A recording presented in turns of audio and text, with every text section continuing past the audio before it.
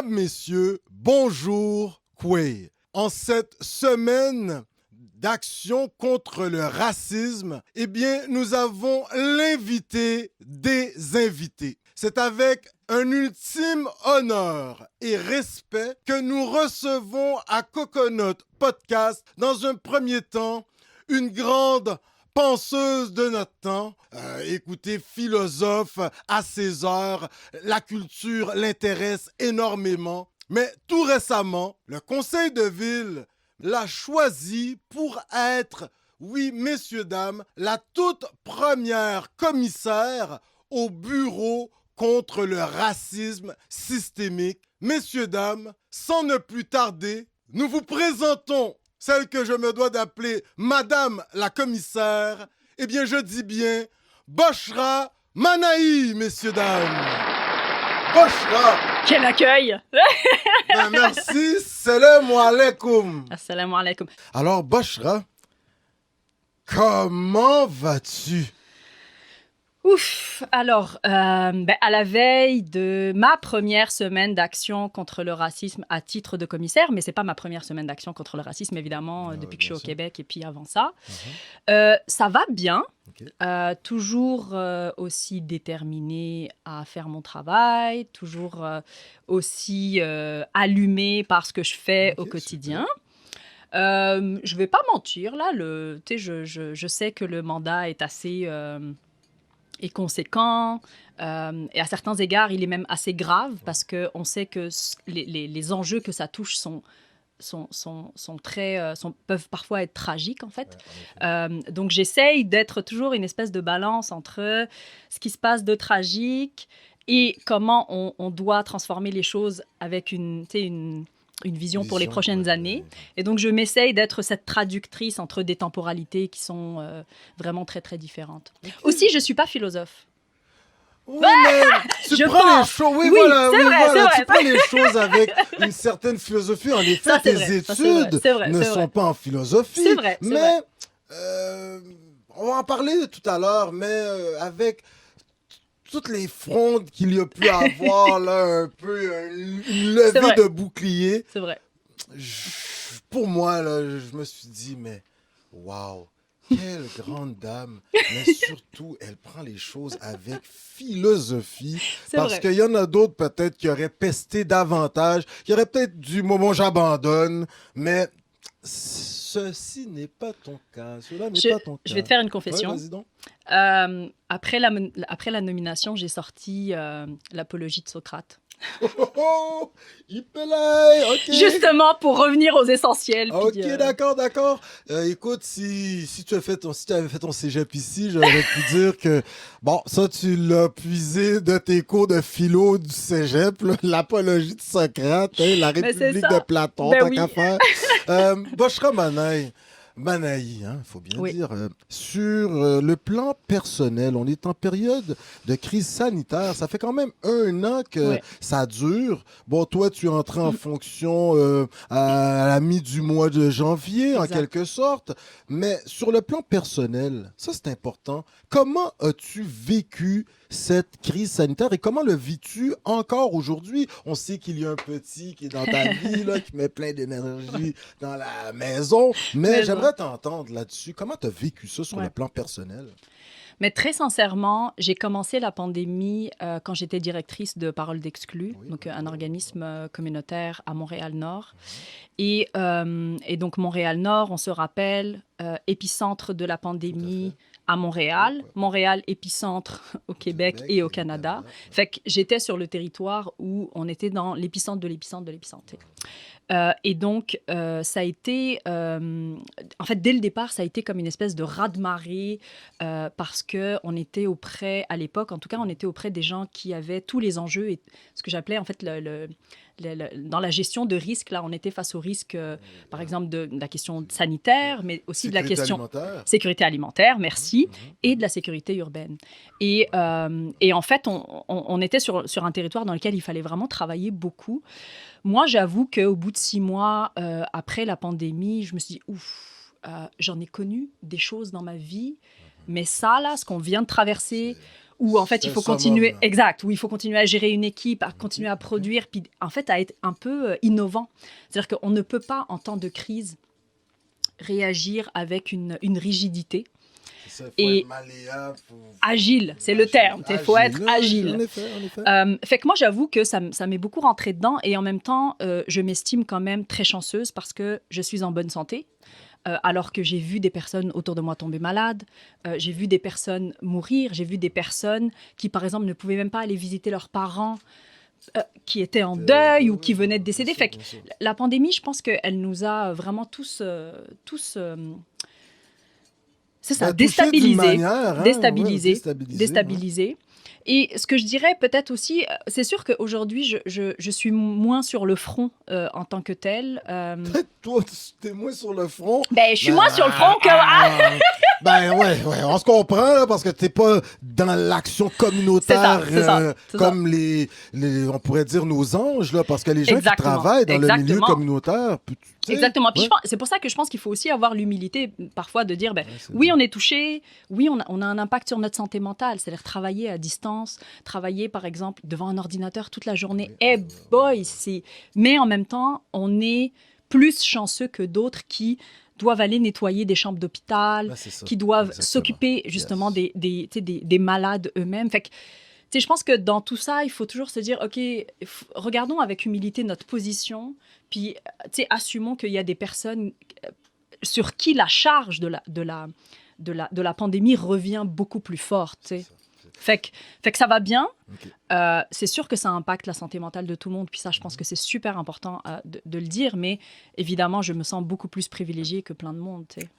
Bon, ça c'est sûr, on va apprendre à te connaître dans quelques instants, mais tu as quand même dû vivre ces difficultés comme tous les citoyens. C'est ça qui est intéressant.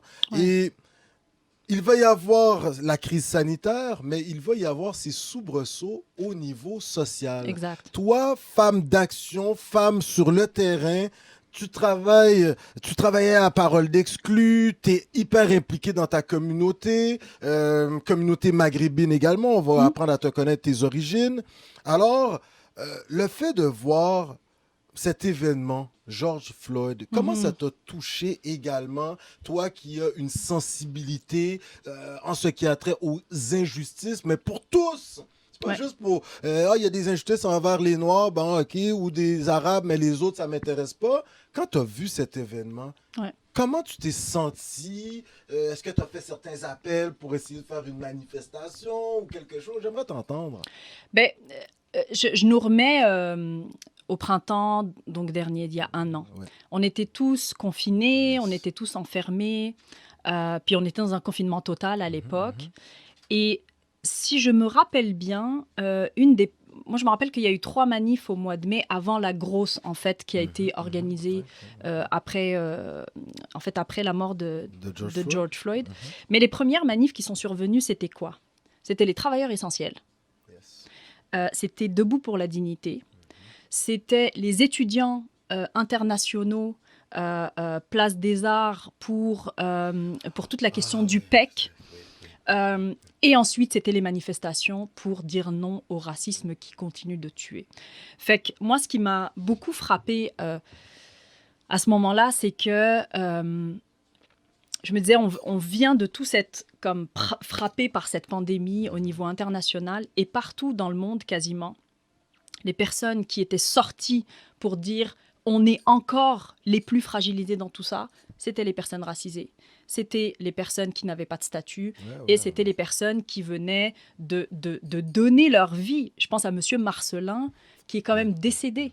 Tu vois, et donc, en fait, c'était les personnes qui avaient encore Celui une fois qui donné... travaillait dans un CHSLD, oui, comme exactement. préposé aux bénéficiaires. Exactement. Oui. Et qui, en fait, par exemple, pour son cas à lui, ils étaient déplacés dans un autobus où, en fait, je pense qu'il y a eu plusieurs personnes qui avaient attrapé la COVID, mais dans le moyen de transport. Fait que, tu sais, c'est un peu toute la question de la précarité. Et au final, les personnes qui sont sorties et qui encore une fois, ont révélé la façon avec laquelle la société continuait d'être injuste, même dans la même pandémie. Parce que, tu sais, on entend beaucoup cette phrase-là, oui, on est dans la même tempête, mais on n'est pas dans les mêmes bateaux. Il y en a là qui ont un petit radeau, il y en a d'autres qui ont des yachts, tu sais. Fait que, catamaran. Ouais, c'est ça, c'est pas la même chose de passer sa pandémie en chalet que sa pandémie dans comme... une densité de population.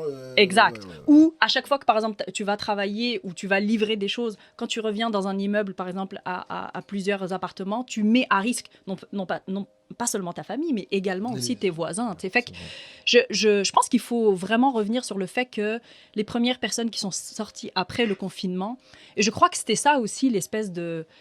Tu sais, on a senti une tu sais, j'avais appelé ça la géographie de la révolte après George Floyd, elle a été beaucoup plus intense. Parce que ce qu'il faut se rappeler aussi, c'est que Black Lives Matter, ça date pas de l'année dernière, ça date il y a plusieurs années. Mais le retentissement qu'a eu la mort de George Floyd, autant aux États-Unis que partout dans le monde, a été une déflagration. Et je crois que c'est ça aussi qu'il faut se dire, c'est que les gens qui sont toujours les plus réprimés, qui vivent les inégalités les plus importantes, ce sont eux qui sont sortis pour dire c'est nous qui mourrons le plus. À Chicago, c'était les populations noires qui mouraient plus. Fait que je pense que c'est un peu tout ça qu'il faut se remémorer. Puis moi, je me le remémore en me disant que on est dans une province où le slogan, c'est « Je me souviens ». On ne peut pas oublier. On ne peut pas oublier. Donc, on peut pas. Le fait de ne pas oublier, ça nous permet de mieux avancer. Exact. Est-ce que tu penses que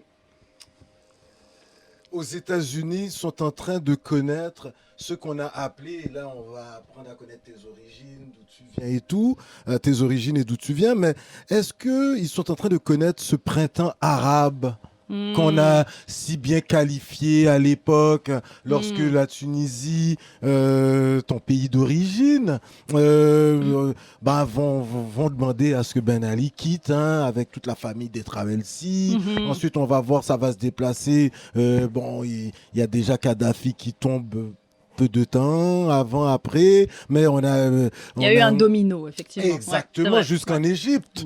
Oui, voilà. J'aimerais t'entendre là. Est-ce qu'il y a quelque chose à comparer ou ce que les Américains ils subissaient et à un moment il y a eu ce ras-le-bol. J'aimerais t'entendre. Dans les deux cas, ce que je te dirais, puis je reviendrai sur la question du printemps arabe, mais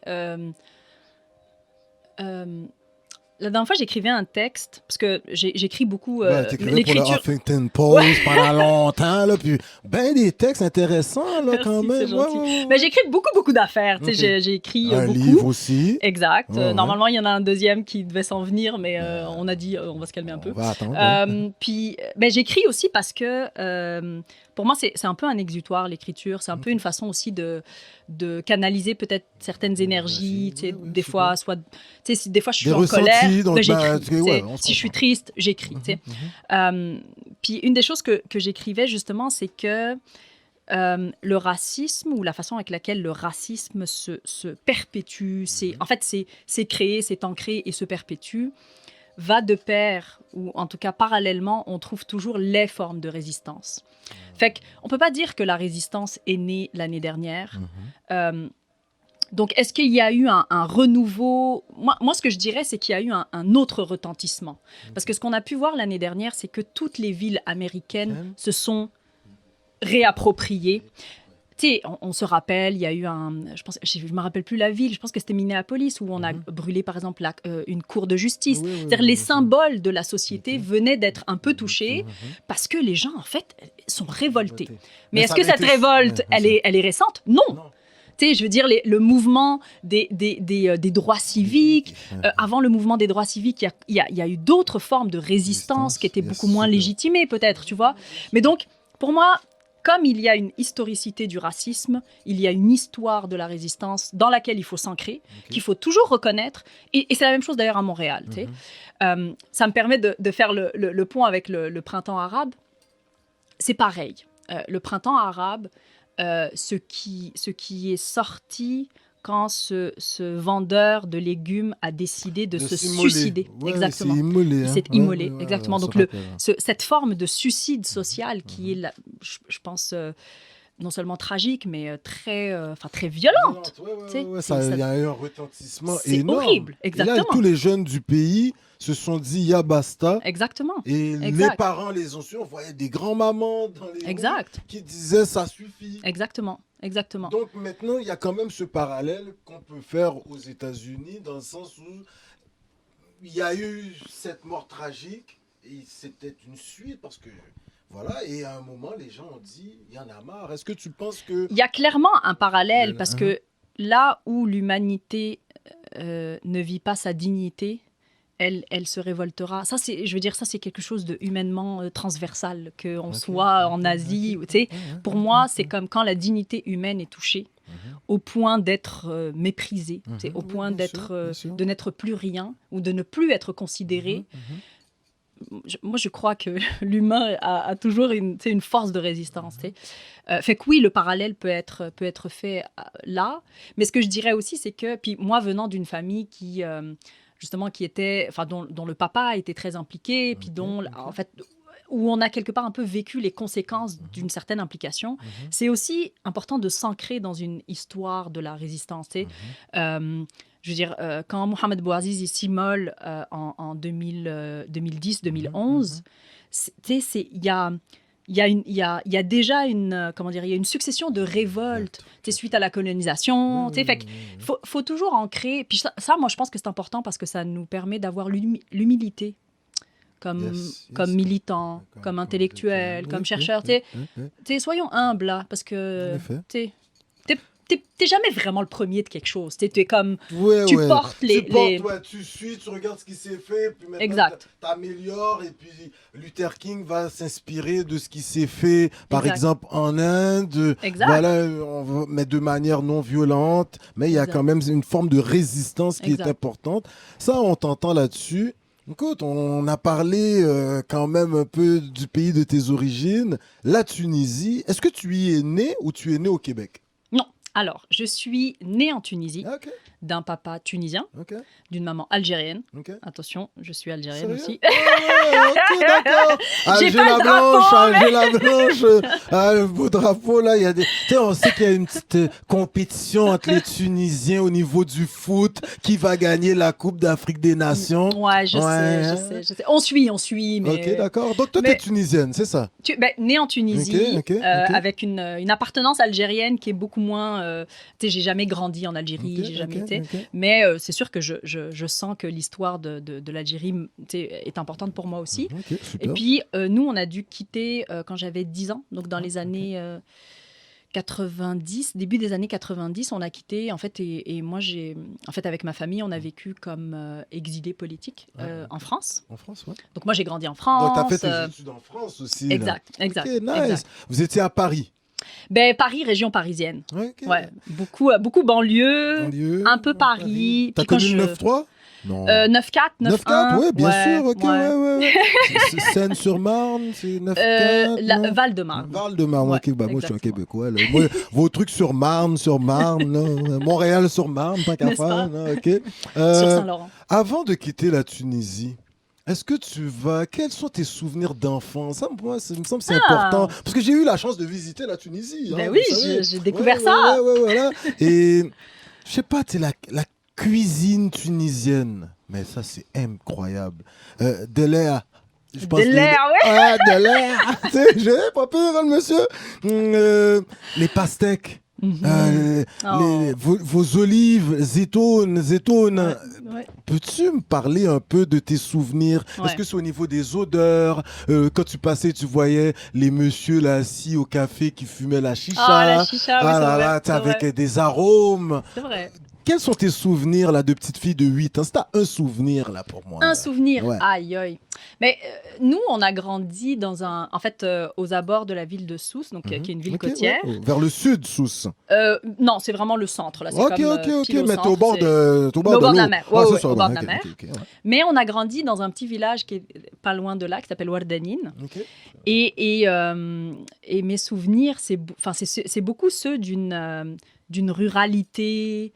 Tu sais, par exemple, on avait des champs, justement, où il y avait on avait des arbres fruitiers, fait qu'on allait tu sais, ramasser les pêches. Ah ouais, sérieux? Mais Ok. je dirais que les plus beaux souvenirs, c'est probablement le fait de ramasser, justement, le zitoun, là, Ah ouais, les oliviers. Tu sais, c'est comme dans la période où on ramasse, on y ok. va en Ah, famille. ah, ben Ouais. c'est comme aller aux pommes ici. Exactement. Non, je te crois pas. Wallah. J'adore aller au Sérieux? pommes, by the way. Ouais, Ok, ouais, ouais, ouais. ok. Ah, ben, Ouais. la fois que je retourne en Tunisie, je vais aller faire cette activité. C'est Ouais, vraiment nice, ok, c'est vraiment ok, nice. ok. Fait que moi, j'ai grandi vraiment dans un environnement plutôt rural. Ok. Et c'est en arrivant à Paris, en fait, que genre, Et là, j'ai été maintenant, frappée par la métropole. comment vas-tu vivre, si tu me le permets, ton arabité Mhm. en France? Ouh, grosse question. En Grosse question. une minute, là. Tu sais, quand t'es jeune ado, tu sais, t'es rendu à 17, 16, t'es quand même brillante, là. Tu sais, tu vas passer ton bac, tu sais que toi, du premier coup, tu vas l'avoir, hein, tu sais. Le bac, pour nos amis, le bac français, c'est l'équivalent du cégep, d'accord? Exact. Donc, du DEC. Oui. Mais si tu l'as pas, tu passes pas. Ouais, c'est ça. C'est la c'est différence. ça, ouais. C'est que si tu passes pas le bac, tu peux pas aller à l'université en France. So, il y a comme une grosse... Ici, tu peux attendre 2 ans, je pense. C'est ça, exact. Là-bas, tu peux pas. Il n'y a pas de truc, là. OK, OK. Mais après, ils ont fini par en créer. Je le vis... en fait, je le vis bien et en même temps de façon ambivalente. Parce qu'en étant réfugié, on ne rentrait pas en Tunisie. Donc moi, j'ai grandi... À partir du moment où je suis arrivée en France, j'avais 10 ans. Jusqu'à l'âge de 26 ans, je ne suis jamais retournée en Tunisie.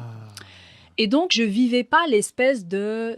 Tu sais, le truc que la deuxième génération vit, tu sais, je suis pas bien ici, je suis pas acceptée là. Ok, Tu sais, l'illégitimité sociale, je la vivais pas de la même façon. façon. Syndrome d'imposteur, trop. Différemment. Différemment. Différemment. Je pense que je le vivais différemment. Puis, tu sais, je pense que l'histoire de ma famille était quelque chose de... Tu sais, mon père a écrit aussi beaucoup sur ce qu'il a vécu, sur son histoire, etc. Fait que je pense que moi, ça m'a beaucoup aidé. C'est-à-dire ce capital... pas culturel, mais c'est-à-dire ce capital de raconter son histoire, je pense que ça m'a beaucoup aidé à être un peu plus... tu sais, à savoir d'où je viens, quelque part, tu sais. Et que, en fait, je me questionnais pas sur est-ce que j'étais légitime en France ou pas. Par contre, c'est plus tard, quand j'ai commencé... Oui, mais le regard des autres, les maîtres de conférences, par exemple, est-ce que des fois tu vois qu'on portait plus d'attention à ta voisine, qui était peut-être coiffée différemment, légèrement moins basanée, parce que toi, tu as la couleur que tout occidental, tout caucasien aimerait avoir. Quand ils vont au soleil, elles vont au soleil pour se faire bronzer. Ben là, toi, tu as le bon bronzage annuellement. Est-ce que tu l'as vécu différemment? Moi, tu sais, Paris, c'est pas évident nécessairement. C'est une ville où, en région, en France, c'est peut-être plus tranquille. Les gens sont... Je ne sais pas. Mais tu sais, c'est insidieux dans le sens où, tu sais, quand j'ai grandi en banlieue, c'était correct parce qu'on était, tu sais, on était hyper diversifiés. Moi, j'ai grandi avec des gens qui venaient beaucoup d'Asie, beaucoup, tu sais, d'Afrique, que ce soit Maghreb ou noir d'Afrique, tu sais. Fait que moi, j'ai grandi beaucoup dans cet environnement-là. Mais en fait, c'est plus tu avançais vers l'université, puis moi, j'ai fait ce qu'on appelle les classes préparatoires aux grandes écoles. Yo, on était deux. Puis on n'était pas très foncés. Moi, par exemple, je me rappelle, dans ma classe prépa, la seule personne noire, c'était une métisse d'origine réunionnaise, donc une Française. Fait que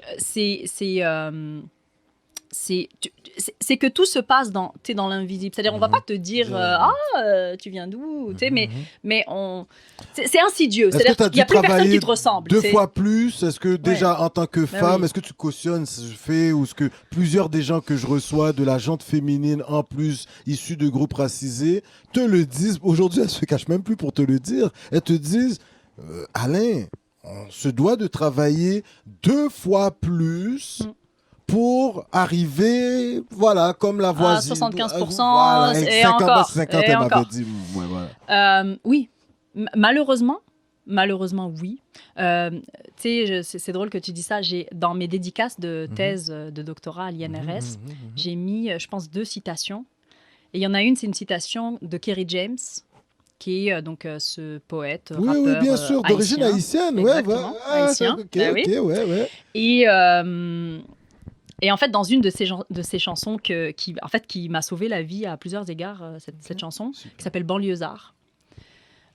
Il parle de ça, de devoir travailler 2 fois plus, être 2 fois plus qualifié, enfin bref.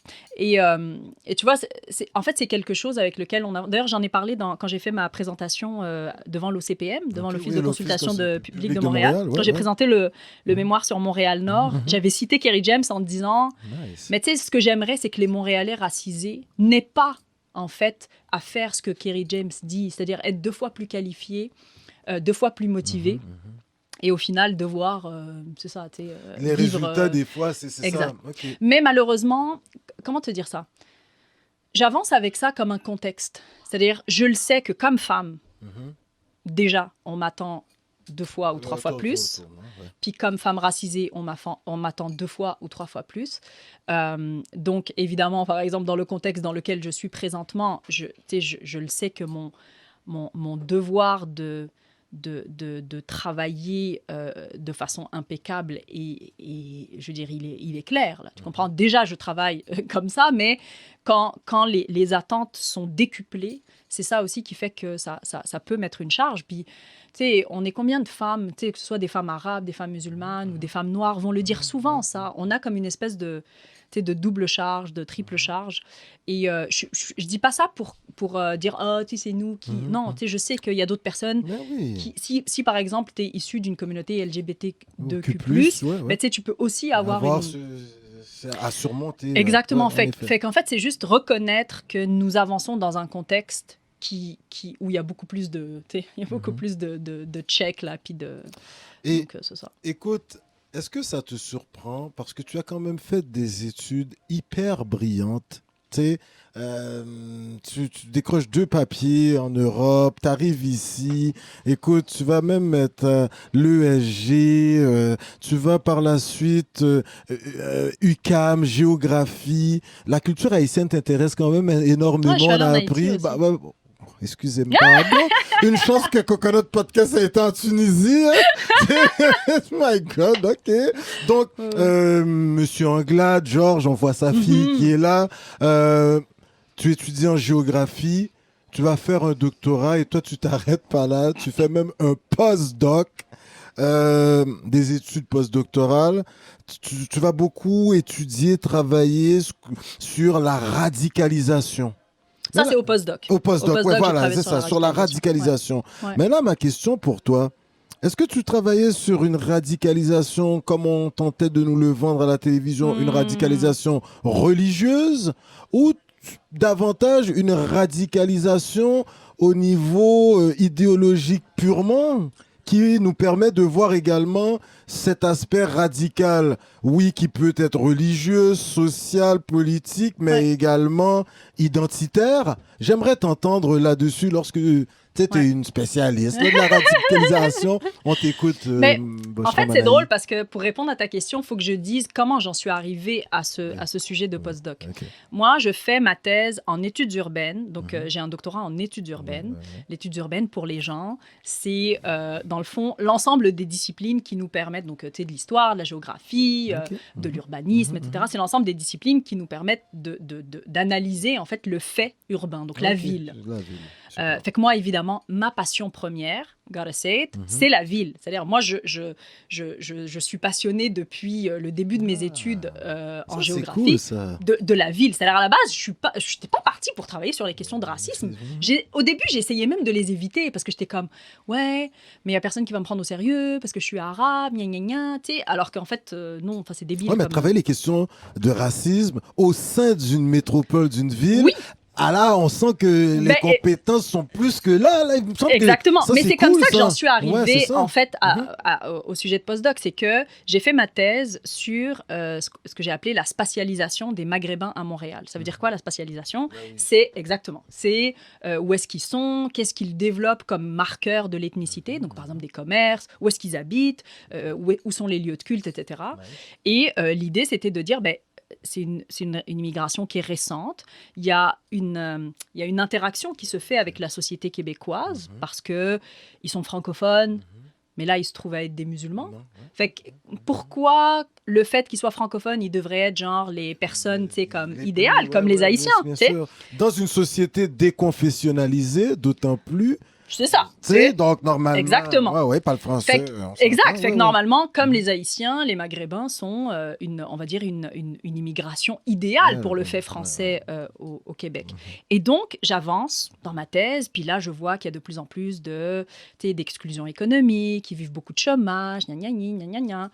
Puis là, je termine ma thèse. Et on est en 2014-2015, et je commence à voir en fait poindre, dans le fond, ici comme un peu partout, les enfants de ceux sur qui j'avais fait ma thèse, qui faisaient des choix que je trouvais un petit peu comme à questionner, Ouais, en me ouais. disant, comment se fait-il que les parents ont fait, tu sais, ils ont fait le voyage là, ils ont abandonné leur pays, ils misent sur leurs enfants, ils deviennent chauffeurs de taxi plutôt que médecins juste parce qu'ils veulent que leurs enfants réussissent. Pourtant, Et pourtant, il y a des enjeux avec les enfants. Et donc là, commencent à arriver les gros événements un peu partout dans le monde. Donc il commence à y avoir des attentats. Et on a les premiers attentats ici. Fait que là, je me dis, oh shit, il y a quelque chose. Ça, c'est post-Charlie Hebdo, quand même. On est, ouais, exact. En fait, exact. On est dans ce moment-là, tu vois.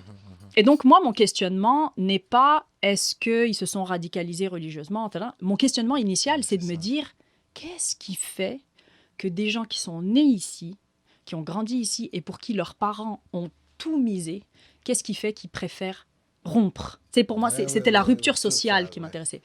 Et pour moi, en fait, j'analysais la chose avec le même concept, qui est celui de illégitimité en fait, sociale de Abdelmalek Sayad. Okay. Et donc, dans le fond, mon questionnement, c'était de me dire, mais pourquoi ces gars-là qui ont grandi genre à Saint-Léonard, puis, ou ces jeunes filles-là qui ont grandi à Saint-Léonard ou à Montréal-Nord, ils se sentent illégitimes? Et c'est comme ça que j'en suis venue. Illégitime, donc exclu. Oui. Oui, voilà. Ouais, en fait, qu'ils en arrivent à se sentir tellement exclus qu'ils prennent un billet d'avion, puis, tu sais, ils s'en vont, là, tu sais. Okay. Fait que, puis c'était grave de partir, là. Je veux dire, c'était des choses assez graves qui se passaient là-bas. C'est pas un camp de vacances, là, tu sais. Tout à fait. Et donc, moi, c'était ça qui m'intéressait. Puis, j'ai fait mon postdoc là-dessus en me disant, mais tu sais ça, qu'est-ce qui fait que les Maghrébins, certains jeunes Maghrébins, parce que je veux pas, tu sais, c'est toujours ça aussi, quand on regarde un objet de recherche, des fois, ça a l'air plus gros, tu sais. Puis, tu as raison de le mentionner, on a eu ce que j'ai appelé une obsession collectivement sur un très petit nombre de personnes. Tu sais, on s'est mis à faire plein de financements dans le milieu de la recherche, partout.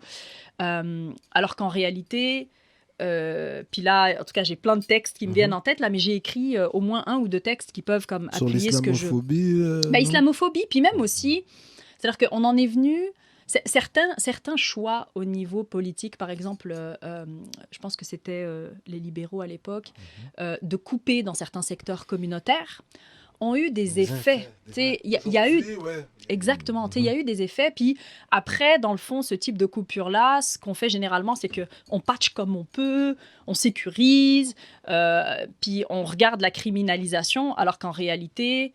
si tu coupes pas si tu regardes pas en termes de prévention, et je reviens sur la pandémie nous a montré que tant qu'on n'est pas dans le care, dans prendre en charge dans les secteurs de nos vies, l'éducation, la santé, qui sont les plus importantes, on sera toujours, on aura toujours des façons de réagir collectivement. Et donc moi, c'était ça qui m'intéressait. Puis je sais que c'est un sujet chaud, là. Je sais que... Donc, par la suite, ça va être chaud, mais tu vas être dans l'air du temps. Puis tu sais, 3-4 ans plus tard, maintenant 5, tu te retrouves quand même... tu vas postuler, parce qu'on a vu passer l'offre d'emploi. Ça demandait, là, tu sais, je veux dire, le cahier des charges, là, tu sais, la description de tâches, elle était importante. Intense, ouais. Intense.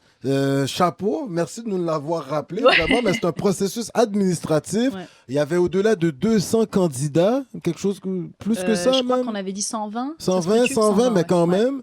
120 candidats, puis tu vas... processus, on sait comment que c'est dur rentrer à la ville, surtout pour un poste névralgique comme ça, et tu vas le décrocher. Écoute, dès l'annonce que tu commencerais, là, je pense, vers le 10, 11, 12 janvier, Ouais, là, quelque chose comme ça. 12, ouais. 12, ouais, Ouais. voilà. Waouh! Il va y avoir Il va y avoir pas mal de gens qui vont sortir, les Fabriceville, les Coconuts, les Podcast, F Torres. Il y a plein de gens qui vont sortir puis qui vont être contents, qui vont applaudir. Parce que, bon, finalement, une femme de la diversité qui va aborder ces questions-là, c'est pas mal. Là, on a d'autres gens qui vont être comme, waouh, pourquoi elle? Ce n'est pas un bon choix. Même des gens qui n'ont pas rapport avec Montréal, dans le sens, ils vont critiquer. Comment tu as reçu ces critiques-là? Tu sais, personnellement, parce que moi, ça m'a fait quelque chose. J'ai dit, mais là, tu sais, mes petites nièces, là, qui eux autres aussi visent à devenir, tu sais, comme toi, puis là, maintenant, de voir que leur grande sœur, leur ma tante se fait vilipender sur la place publique comme ça, est-ce que c'est une bonne image qu'on envoie à ces Mm. jeunes filles-là? Mhm. Moi, c'était la question. J'ai dit, mais comment ils peuvent se permettre? Toute fille qui aimerait se lancer en politique, qui aimerait ne serait-ce que participer à la chose publique. Donc, quelle a été ta réaction? Ton fils a-t-il réagi? Est-ce que tu es obligé de lui cacher un peu les journaux, les yo, à un moment donné? Tu sais, je trouve ça Ouais. quelque chose, là. Mais c'est drôle que tu en parles comme ça. Je pense qu'effectivement, il y a toujours il y a la scénarisation et il y a le behind the scenes, justement, comme disait ta collègue tout à l'heure. Moi, c'est certain que, tu sais, d'abord, il y a eu tout le processus. Puis moi, très honnêtement, je me suis beaucoup questionnée sur est-ce que j'y vais pas. Puis il y a deux raisons pour lesquelles je me suis dit, Boshra, tu peux pas juste comme ne pas au moins poser ton CV.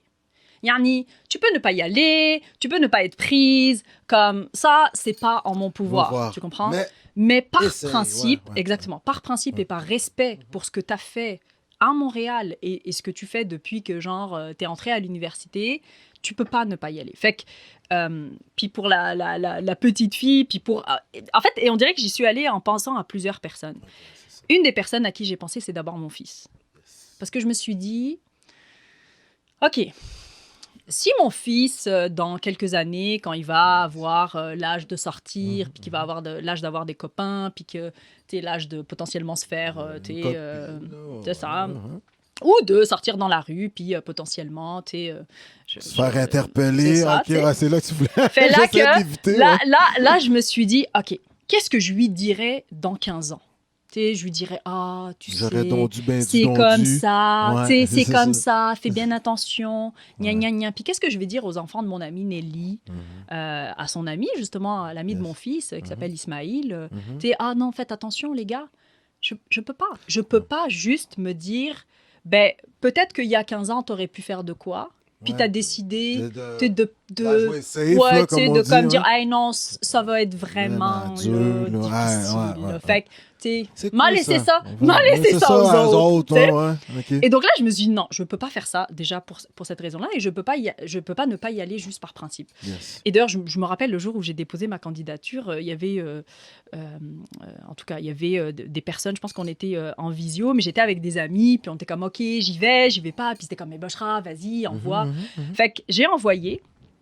Et pour être très sincère, le processus, je vais rapidement revenir là-dessus, il a été super... il y avait beaucoup d'étapes. Bien sûr. J'ai jamais été aussi... j'ai passé des tests. En fait, et sincèrement, j'ai trouvé ça très bon de passer autant de tests. Okay. J'ai passé des tests comment on appelle ça? Psychométriques. Genre des tests où on te dit, entre telle chose et telle chose, qu'est-ce que tu choisis? Mais tu sais, des questions bizarres, là, vraiment bizarres. Entre la mouche et la fourmi, t'es comme... Ouais, ok, là, non, mais oui. vraiment des trucs où tu te dis, je sais pas quel profil va sortir après, tu sais. Puis j'ai parlé avec une psychologue, j'ai fait une entrevue de 2h30 quasiment. Oui. Parce qu'il y avait un processus vraiment pour déterminer. Les grands médias, ils savent ça? Est-ce que... Écoute, et justement, quand il y a eu le truc de la nomination, je pense que c'était... ça a leaké le mardi, ça devait être annoncé le mercredi. Et le vendredi matin, j'avais un rendez-vous avec justement la madame qui avait fait tout le processus et tout, pour qu'elle me fasse la rétroaction. Bro! quand j'ai vu la rétroaction, j'étais comme, non, mais vous pouvez y aller, les amis. Vous pouvez critiquer comme vous voulez. C'est-à-dire que Les je tests, sais... les résultats Exact. des tests, C'est c'est ça. bon, les gars. Y a feuille, comme diraient nos amis ivoiriens. Y a feuille, ya bibi. Ça y est, ben, hey, Mais je t'avoue que s'il n'y Mhm. avait pas eu les tests, peut-être que ça m'aurait touché un peu plus, tu sais.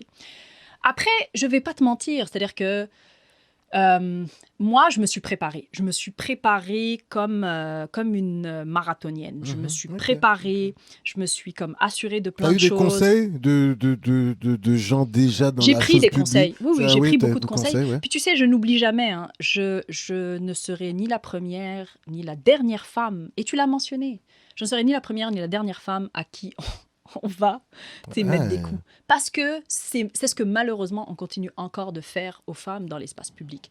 Euh, Ma question de même, il Ouais. y a des gens qui t'ont critiqué, on ne citera pas leur nom nécessairement, mais en autorité dans la province. Est-ce que tu penses que c'est dû au fait, parce que moi, je viens à connaître un peu les personnalités, j'observe beaucoup. Est-ce que tu penses que ce n'est pas un genre de... Fallait que la personne réagisse comme ça pour les gains Hmm. politiques à faire sur la chose donnée, mais si tu vas, tu prends café, thé avec cette Ben oui. personne, c'est quelqu'un de très, très ben, bon tonton, là, comme on Ben oui. dit. Mais pourtant, là, c'est un peu ce moment-là, j'ai dit, ben non, t'as des nièces, vous avez madame, monsieur, et puis vous sortez, même lui, peut-être après, il s'est peut-être dit, tu sais, on n'est pas des gens parfaits, tout le monde. Donc, même lui, en autorité, c'est sûrement dit, ah, peut-être j'y étais fort. Je me demande, est-ce que des fois, toi-même, dans ton côté philosophe, tu fais ce genre d'analyse? Ah, clairement. Ah ouais. Mais c'est-à-dire que je pense que partout, hein, c'est pas juste le Québec, il y a une scénarisation Ok, yes. de la prise de parole dans l'espace public. Tu sais, il y a une des choses qui m'a le plus frappée, c'est qu'au bout d'une semaine d'entrevue, c'est à la radio, je pense que ça s'appelle CJAD, donc radio Anglophone. anglophone. C'est- De c'était- Montréal, hein? Ouais, c'est de Montréal. Et c'est le premier journaliste qui m'a dit « Comment allez-vous ?» Et en fait, au bout d'une semaine, je me suis dit « Ok, là, je suis face à quelqu'un qui veut parler à une personne. Et donc, je sais que pendant une semaine, et je m'étais préparée à ce que ce soit, tu sais, je t'ai dit, là, moi, je me disais, je suis dans un tunnel, je commence le lundi, je réponds aux médias parce que c'est ce qu'on me demande de faire, c'est ce qui est attendu aussi. Mais la mise en scène de moi n'est pas moi. Yes.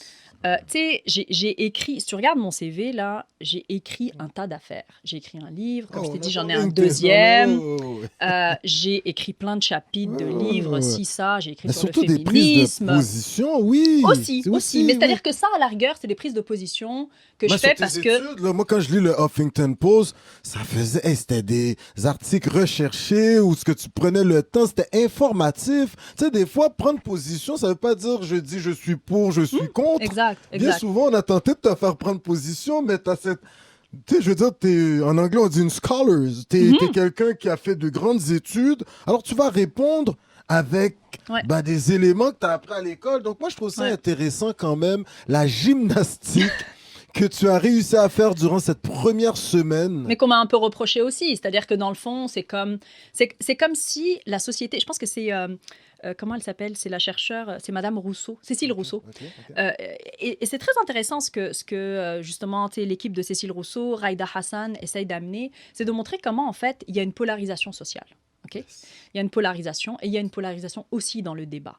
Ce qui fait que dans la mise en scène, en gros, si on t'invite, tu dois être de ce bord-là ou de ce bord-là. Tu pourrais pas arriver au milieu en disant « Guys, il y a peut-être des éléments auxquels toi, t'as pas pensé, toi, t'as pas pensé. » Et en fait, je pense que aussi, j'ai envie de dire ma force, puis je sais qu'il y en a plein qui considèrent que c'est pas une force, mais tu sais, mais ma force, c'est d'avoir travaillé sur la ville. C'est-à-dire que moi, ma thèse, je l'ai faite à Saint-Michel.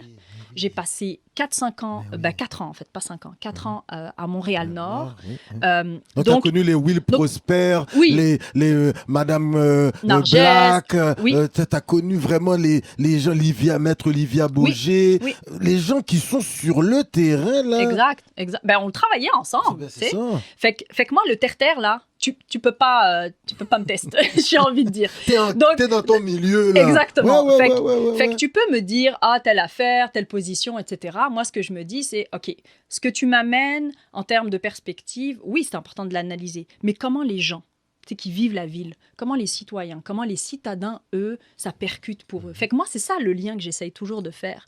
Tu sais, c'est de se dire, oui, on pense à l'inclusion au niveau de la province. D'accord, mais comment ça percole dans notre ville. Tu sais, Puis moi, c'est toujours la gymnastique que je fais. Là, ça s'appelle. Oui, oui, oui. J'adore placer le mot multiscalaire à chaque fois. C'est comme Multiscalaire. multi-échelle. Tu sais, Multi-échelle. exactement. Ouais, ouais, Puis comment ça percole entre la ville puis ouais. certains arrondissements, parce qu'on est quand même dans une ville et une métropole où il y a des disparités, Yes. tu sais, économiques et C'est spatiales aussi, social, en tu effet, vois. en effet. Donc je me rappelle plus de ta question, mais Non, mais, c'était comment j'ai pris. Ouais, Ouais. ouais, comment tu l'as pris, ça? Mais après, je vais pas te mentir, c'est-à-dire que. Tu sais, le fait que t'écrives, t'as repris l'écriture, Ouais. c'est une manière de... Mais Ouais, ouais. tu sais, franchement, est-ce que tu fais du slam? Parce que tu sais, d'un I côté... wish. Mais tu devrais. I wish. Mais tu sais, Moi, en fait, j'aimerais savoir, ma commissaire, là, à la ville, tu sais, puis débarquer. Si vous êtes prêt à me critiquer, ben, je vais innover tout de max, puis je vais vous livrer d'autres genres de discours, tu sais, comme... I wish. Parce que Mais t'es quand même ami, je sais pas, mais tu connais quand même les Webster de ce monde, les Rick Alem, Ricardo Lamour, les dramatiques sûrement, là, tu sais, dans Montréal-Nord. Queen K. Ok, ouais. Ouais, ouais. Moi, j'aimerais... Mais comment t'as réagi? Est-ce que ça t'a fait pleurer? Est-ce que ça t'a fait mal? Ou tu ne leur donneras pas ce bonheur de savoir ceci? Non, ce qui m'a fait pleurer la première Mhm. semaine, c'est les soutiens. Ah en fait, bon? non, mais c'était dingue parce que, Ben. en fait, oui, il y avait le brouhaha. Mhm. Il y avait la conversation publique, parce qu'il y avait quand même aussi beaucoup de, tu sais, les notifications, tu sais, ça fait beaucoup de bruit, ça fait beaucoup de bruit, exact, tu sais. Fait qu'il y avait les notifications, et après, j'avais vraiment comme des messages, mais d'une, tu sais, d'une douceur, Superbe. tu sais, Ouais. d'un soutien, tu sais, des gens avec, en fait, et c'est là que j'ai réalisé toutes les collaborations que j'avais faites à Montréal, tu sais, tous les trucs de attends, on va s'aider. Puis, tu sais, en fait, et c'est ça qui m'a vraiment fait beaucoup de. Ben, ça m'a fait du bien, mais honnêtement, c'est ça qui me faisait chialer, là. Puis après, à partir du moment où je suis entrée en poste, pour moi, ça y est, tu sais, comme la vague était finie. Il a continué à y avoir certaines critiques. Puis, très honnêtement, même dans les dernières critiques, j'ai discuté avec les gens. Ok, super. Puis quand tu discutes avec les gens, ils sont comme ah, ok, j'avais pas vu ça comme ça. Au final, hein? Oui! Ah ouais. Ben, à T'sais, Coconut en vrai, Podcast, on reçoit Mathieu Bocoté, on va voir ce qu'il y a à nous dire. Mais là. là-dessus, justement, Ouais, vas-y je vais donc. raconter l'anecdote. On fréquente le même café. Ok. Et je pense qu'on s'est jamais croisés tous les deux. Faut le faire quand même. Mais la personne qui s'occupe du café, qui tient le café, Michel. Allô, Michel. Bonjour Michel. Bonjour, Michel. C'est ça, elle me disait la dernière fois, mais j'aimerais ça, organiser une discussion entre toi et Mathieu, etc. Mais tu sais, moi, là-dessus, là, je suis comme très... Puis c'est pas nouveau, c'est-à-dire que j'ai toujours essayé, et ça, ça m'est arrivé souvent qu'on me le reproche, notamment dans les milieux militants, où quand il y a une polarisation, ou quand il y a un enjeu, moi, je suis toujours comme... la vérité se trouve probablement dans un entre-deux. Il y a comme probablement quelque chose à coudre. Tu sais. Parce que t'aimes ton Québec, Mathieu aime son Québec, tu es francophile, Mathieu est francophile, mais après, il me semble que déjà là, on part sur des bases quand même communes. Ben, je pense que je vais essayer de contacter Michel, voir si elle pourrait pas, Mais oui! pourrait pas organiser un petit... Tu sais, juste... Parce que des fois, c'est l'image, les médias vont se servir, vont essayer d'opposer deux personnalités. Pourtant, ben, Mais t'es tu pas sais- dans l'opposition. Malgré que tu vas défendre certains Exact. points de vue, ça clair. c'est clair. Ouais. Ok, on est d'accord avec ça. Mais tu es quelqu'un qui est pour le vivre ensemble. Mais non seulement je suis pour le vivre ensemble, mais surtout, en fait, on n'a pas le choix. C'est-à-dire qu'on n'a pas le choix que Nice. de vivre ensemble. Yes. On n'a pas le choix. On n'a pas le choix que de faire société. Tu sais, je pense que c'est un sociologue, je ne me rappelle plus le nom, je pense que c'est Donzelot, qui parlait de faire société. Mais peut-être je me trompe avec la référence. C'est Fait que, en tout cas, d'accord, tu on checkeras. vérifiera, ouais. Mais faire société, on n'a juste pas le choix. Tu sais? Fait que comment on fait? Et c'est ça la question. Il y a une autre chanson de Kerry James d'ailleurs là-dessus. Mais c'est qu'on est là tous. Comment on cohabite? En fait, la question, c'est pas est-ce qu'on cohabite? Non. Comment? C'est comment on cohabite. C'est quoi les conditions de la conversation publique? C'est quoi les conditions du partage de, je sais pas moi, des espaces communs, tu sais? Puis, l'élément que je veux mentionner, et je pense que ce que tu amènes est important. En fait, souvent, et je l'ai vu dans certaines recherches, par exemple, j'avais fait partie de la recherche qui était dirigée par Frédéric Dejean. On était 3 co-chercheurs issus justement de communautés racisées. Et on était allés à Maisonneuve pour faire toute la recherche au moment où il y a des jeunes qui sont partis. Puis là, il y a eu comme toute la crise médiatico-politique, blablabla. Voilà. Ouais, on s'en rappelle. Et donc, en fait, moi, la question que je pose tout le temps, c'est qu'est-ce qu'il se passe quand il y a une crise? Comment on réagit? Comment on fait la gestion? Donc, on dit à Maisonneuve, pour ceux qui ne savent pas, au cégep Maisonneuve. Pauvre cégep qui, en fait, est resté avec cette espèce d'étiquette alors que c'est un des meilleurs cégeps au niveau académique, à vie, oui, pour rentrer là-bas, si t'as pas la moyenne, tu rentres pas. Tu rentres pas. Et jusqu'à présent... Mais oui, c'est un des meilleurs cégeps. Voilà. Mais la question qu'il faut se poser, c'est quoi les conditions qu'on se donne pour parler? Et je me rappelle déjà à l'époque, c'était ça que je voyais là-bas, c'est que on a peu d'espace pour parler en étant en contradiction. On a peu d'espace pour dire, hey, tu sais quoi, regarde, je suis pas d'accord avec toi, mais c'est correct. Oui. C'est correct. On peut ne pas être d'accord. C'est ça une démocratie, en vrai. En effet. Une démocratie, c'est faire en sorte qu'il puisse y avoir du dissensus, de la discorde, du désaccord, enfin, tu sais, mais que jamais ça verse vers la violence. Ouais, voilà. Tu vois, toujours dans un respect, quoi. Ouais. Exactement. Et que les conditions de la conversation, et c'est là qu'on parle d'équité, les conditions de la conversation soient respectées. Ça veut dire quoi? Ça veut dire que si toi, tu es tous les jours, par exemple, invité dans les médias et que tu as une personne racisée qui est invitée une fois, mais tu sais, déjà, les conditions de la conversation, peut-être qu'il y a comme ça, on part pas de la même... Il y en a un qui est plus sûr de lui-même, qui sent à la maison, tandis que l'autre, c'est le novice, il marche les fesses serrées, comme on dit. Ouais, je te suis. Faut être fait fort, tu sais, pour comme arriver puis se sentir déjà, tu sais, à sa place. Et ça, je pense que ça se... Tu sais, je veux dire, ça prend des gens... Tu réponds quoi à ceux qui se sont un peu braqués, là, tu vois, à ce Québec, parce qu'on sent qu'il y a un peu, pour reprendre les termes de Madame Michaël Jean, au Québec même, il y a ces deux solitudes, en quelque sorte, presque, Montréal et le reste du Québec. Mais il y a des gens qui essayent de mettre cette division. Pourtant, tu sais, j'ai fait mes études à Québec, l'Université Laval. Ouais. Québec, j'ai une autre vie là-bas. Coconut Podcast, on a fait le tour du Québec. Quand on est reçu... Souvent, les gens en région Bochra sont plus polis, plus contents de voir quelqu'un issu d'ailleurs, de la diversité, un coloré, si on peut dire comme ça. Ils sont hyper contents. Ouais. Tandis qu'on essaie de nous mettre en opposition. Est-ce que tu as senti ça? Que lors de... Ah ouais, mais là, elle a déjà pris des positions. C'est comme si... on ne laisse même pas la chance au coureur. Ouais, si tu as passé tout ce processus, tu as passé tous ces tests psychologiques, là, imaginez-vous donc, tu arrives là, la chose que je pense qu'ils amènent comme critique, ouais, ben là, madame, vous avez déjà commenté certains trucs dans le passé, pour ne pas le dire, on n'en parlera pas aujourd'hui, il y a assez d'entrevues qui en ont parlé avec toi. La loi 21, cette loi qui incitait à que toute personne en autorité au Québec soit dénudée de tout couvre-chef ou autre, foulard ou autre.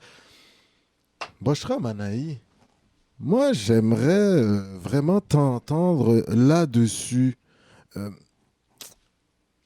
lorsqu'ils te disent, oui, mais madame, vous avez déjà critiqué nos lois adoptées à l'Assemblée nationale, donc ça vous disqualifie pour le poste que vous occupez à Montréal, où ce que 60% de la population est issue de la diversité. Pas encore 60, mais ça va On s'en venir. vient vers ça, là. OK.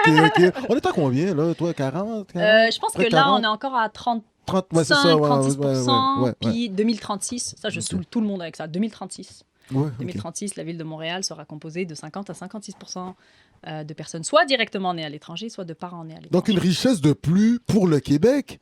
Ben, moi, j'ai envie de dire une réalité aussi. C'est-à-dire qu'il y a une réalité démographique. So, qu'est-ce qu'on fait avec ça? Okay. Qu'est-ce qu'on fait avec le fait que, en fait, on a une ville qui est hyper diversifiée, puis ça, c'est un...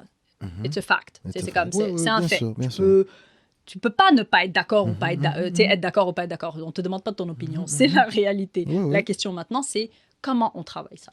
Comment on crée une offre, par exemple, en termes de culture qui respecte l'ensemble de cette diversité-là. C'est ça, là, on rentre dans ton programme. Là. Qu'est-ce que tu vas faire pour véritablement aider à lutter contre le racisme systémique qui a été reconnu lors des offices de consultation publique de Montréal, le service de police reconnu, Madame la mairesse. Il reste... Bon, je pense que le gouvernement reconnaît qu'il y a quelque chose qui ne fonctionne pas. Qui est proche. Oui, mais ils ne veulent pas encore, je pense, pour des raisons politiques, utiliser une terminologie qui est celle de racisme systémique. Mais toi, quel est ton programme? Qu'est-ce que Bushra Manaïa, avec tous les contacts qu'elle a dans le milieu du hip-hop, dans le milieu de la culture, non, mais c'est vrai, dans le milieu économique, universitaire, qu'est-ce que tu es en train de nous préparer? Tu viens de rentrer, là? Ouais. Mais non, on a déjà travaillé fort. Ah ouais? Hein? Mais écoute, j'en suis, je pense que je commencerai demain ma 8e semaine, peut-être. Déjà? Ouais, non, c'est fou. Honnêtement, c'est fou. C'est un contrat d'1 an, renouvelable? Comment ça marche? C'est-à-dire que je pense qu'il y a eu beaucoup d'incompréhension, tu sais, dans des infos pas justes, là. Exactement. Je pense qu'un petit fact-check, c'est ça qu'on check? On va ramener la réalité. Dans le fond, c'est en fait le mandat du bureau n'est pas relié à l'année électorale. Ça, je pense que c'est d'abord important de le dire. Et surtout aussi, ce qui est important de mentionner, parce que je pense qu'il y a des gens qui... J'ai un peu envie de faire une blague, mais je pense qu'il y a des gens, ils croient que je suis comme cachée dans un placard, dans un bureau politique, mais moi, je travaille dans l'administration. Puis j'invite tout le monde à aller voir l'organigramme de la ville, parce que, tu sais, une des choses aussi, là, c'est que, on n'a pas beaucoup d'espace pour dire notre désaccord dans notre société, notamment pas dans l'espace de la médiatisation et de la scénarisation des faits sociaux. Mais... Oh my God. Pas pire, celle-là. En tout cas, ici, il n'y a pas grand-chose de scénarisé, hein, messieurs, dames. Soyez-en certains. Que connaître podcast? En plus, on n'est pas sur Zoom.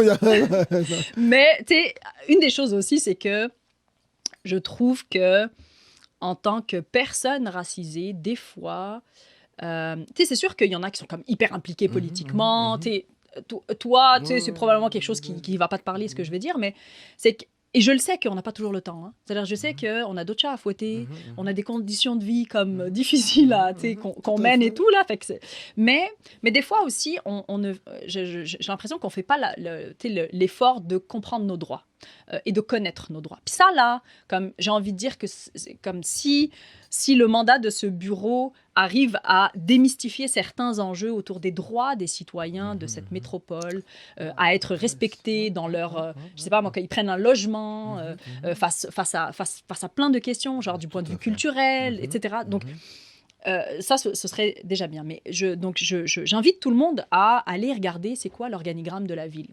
Moi, dans le fond, je travaille donc au sein de la direction générale. C'est-à-dire le directeur général de la ville, c'est en gros le boss de 28 000 employés. Ouais.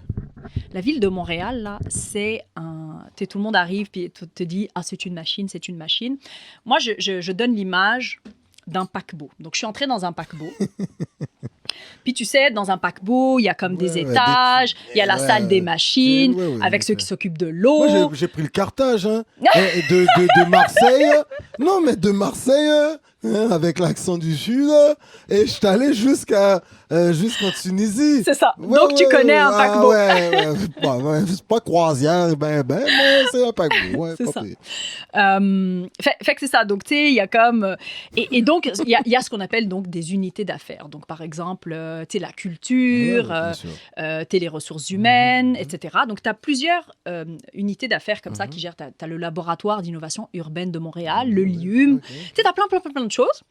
Le bureau fait partie justement de ces organisations, enfin pas de ces organisations, mais de ces bureaux qui font partie de la direction générale. Mais Donc, tu as tes quartiers. Je veux dire, Oui. ton but maintenant, ils ont créé comme le vérificateur général à la ville. Il a ses quartiers. Exactement. Toi, tu as tes Exact. quartiers aussi. Avec l'équipe. Oui, D'ailleurs, je voilà. reparlerai un peu de l'équipe. Ouais. Mais, et tu as dit, qu'est-ce que tu vas nous préparer?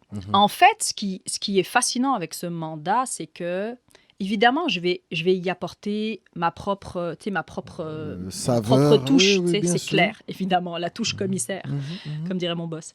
Mais je pars...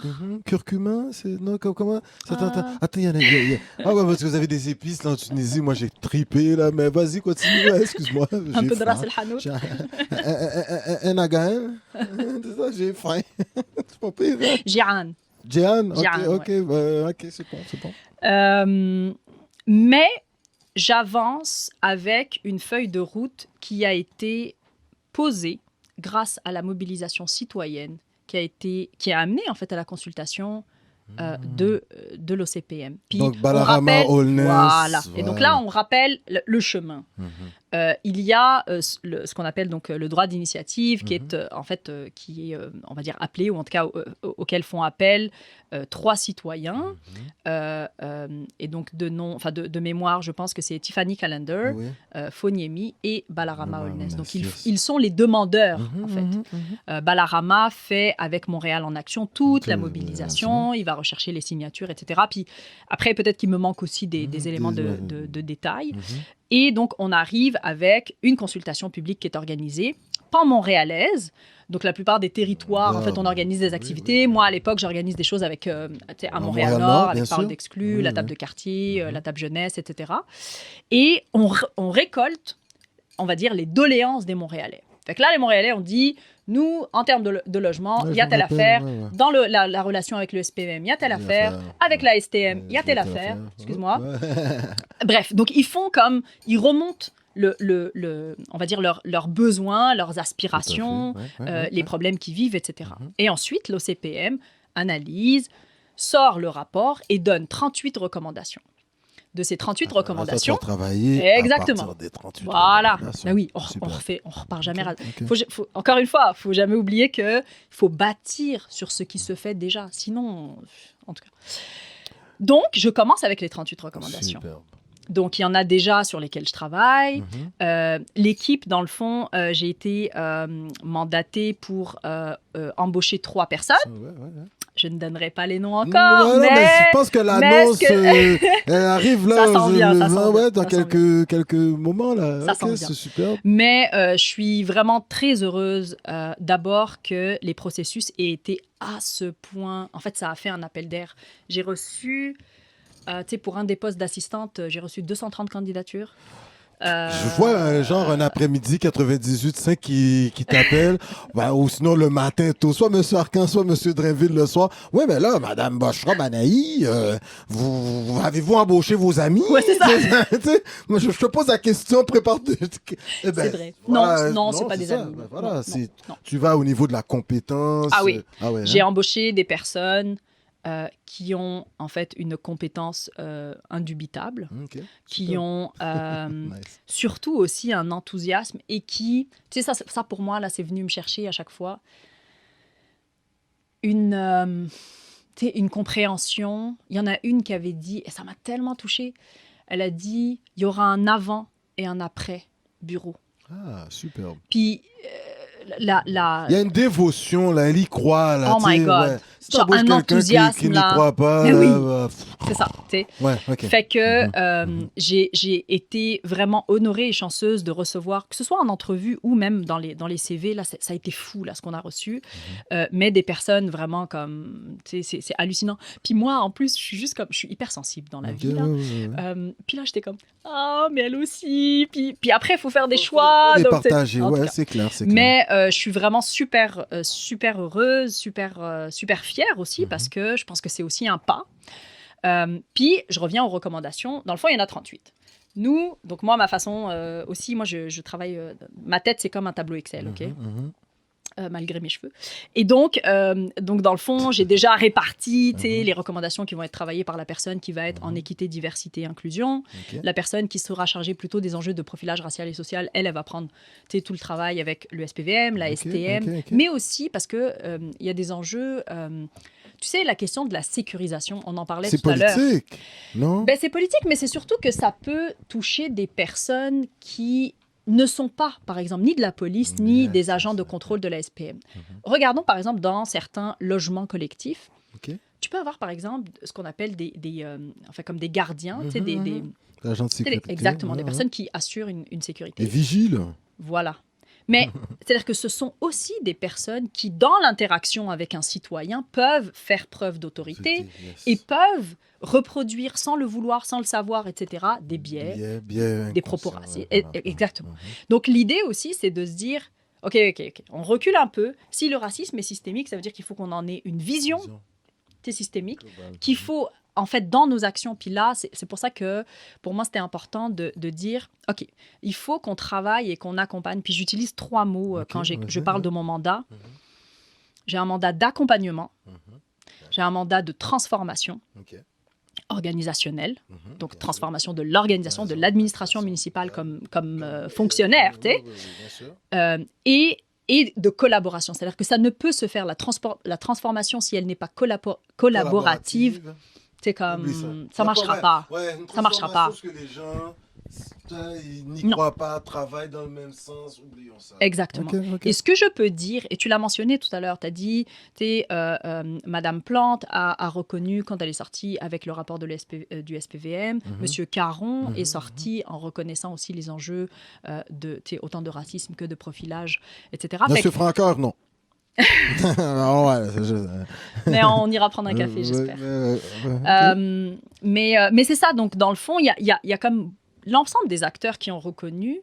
Puis pour être vraiment sincère avec vous, là, à l'interne, c'est sûr qu'il y a des gens qui ont un peu des malaises à créer certaines conversations. Mais il y en a qui sont aussi déjà très, très convaincus. C'est-à-dire, certains de mes collègues sont plus que sensibilisés. Ça fait juste comme 20 ans qu'ils répètent la même affaire. Ouais. Puis là, on ils sont parle... tombés contents de voir Mais que... c'est ça! C'est ok, cool. Puis tu sais, et ça, pour moi aussi, c'est important de le dire, que ce soit des collègues racisés et non racisés. C'est-à-dire, il y a aussi évidemment des personnes non racisées qui sont sensibilisées à ces questions-là. Tout à fait. Et avec qui il faut absolument faire une transformation collaborative. Fait que mon mandat, honnêtement, c'est d'être avec cette équipe, de travailler vraiment... tu sais, il y aura 2 piliers, puis une autre pilier, le 4e pilier, c'est l'assistante. Puis moi, je crois beaucoup au fait que les personnes qui connaissent la ville de l'intérieur, ce sont aussi des personnes qui te font gagner du temps en connaissance. Parce qu'ils comprennent la machine, comme c'est on ça, dit. c'est exactement. Ils comprennent le paquebot, ils savent où aller. Mais dans la machine, tu as plusieurs fonctionnaires et... entre autres, tu as des élus également. Exact. Ouais, écoute, tout à pour fait. cette Tout à semaine fait. d'action contre le racisme, Tout à fait. on reçoit Madame Cathy Wong aussi. Oui, c'est vrai. Et Madame Cathy Wong, elle est au comité exécutif. Oui. Elle est responsable des questions de racisme, de lutte au racisme systémique. Alors maintenant, est-ce que tu as travaillé, par exemple, avec Madame Cathy Wong, au service de police de la ville de Montréal, Monsieur Caron, avec son équipe, ils ont fait appel au service de Monsieur Frédéric Boiron. Oui, tout à fait. Est-ce que tu vas être amené à travailler avec ces gens-là?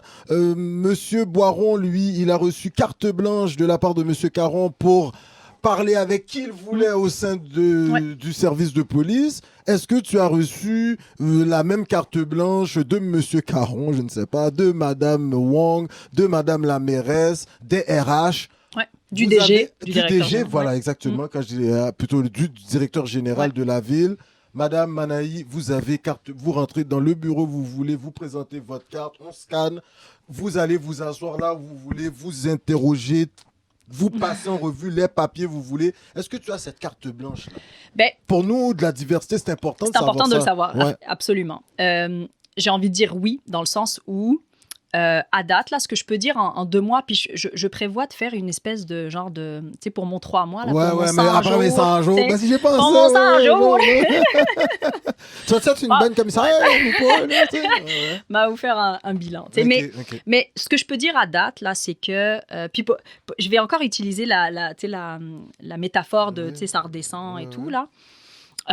D'abord, je me sens vraiment très bien accompagnée par mon directeur, justement mon boss, qui est le directeur général. Et les 2 chantiers sur lesquels, dans le fond, en fait, il y a plusieurs enjeux sur lesquels on doit travailler d'après les 38 recommandations. Puis après, je vais venir aussi à quel type de message je reçois. Parce que ça, je pense que c'est important. Alors, on va finir l'entrevue. Ouais, pour faire réfléchir les gens. Là. Exact. Ouais, être gentil ou pas être gentil? Non. Des bons messages. Non, des plaintes. C'est par exemple des gens qui m'écrivent pour me dire « Ah, aidez-moi avec telle affaire. » En tout cas, on terminera là-dessus.